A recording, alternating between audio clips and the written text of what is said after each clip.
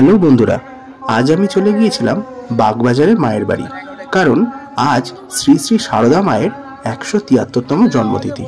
প্রতি বছরের ন্যায় এবছরও বাগবাজারে সারদা মায়ের বাড়িতে প্রচুর ভক্তগণের সমাবেশ ঘটেছিল এই দিনে।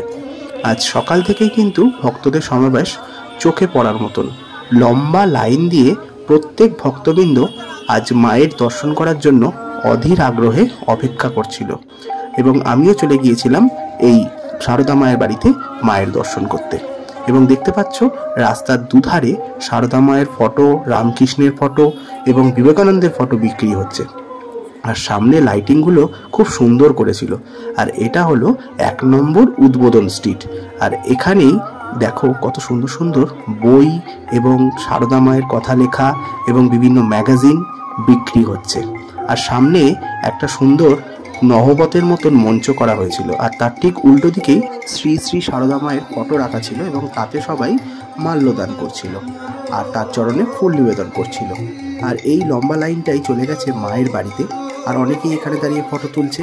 আর আমিও তোমাদেরকে দেখিয়ে দিলাম যে কত সুন্দর জায়গা, এবং তোমরাও এখানে একবার এসে ঘুরে যেতে পারো। প্রত্যেক দিনই কিন্তু এই মায়ের বাড়ি খোলা থাকে, এবং তার টাইম আমি তোমাদেরকে এই ভিডিও ডেসক্রিপশনে লিখে দেবো। আর এই লম্বা লাইনটাই চলে গেছে সারদা মায়ের বাড়ির অন্দরমহলে। আর এখানেও কিন্তু বিভিন্ন প্রকাশন থেকে বইয়ের স্টল দেয়া হয়েছে এবং বিভিন্ন সুগন্ধিত ধূপকাঠিও বিক্রি হচ্ছিল। দারুণ একটা পরিবেশ সৃষ্টি হয়েছে এই মায়ের বাড়ির চত্বরে। আমার তো দারুণ লাগছিল এবং আমি সেটাকে উপভোগ করছিলাম।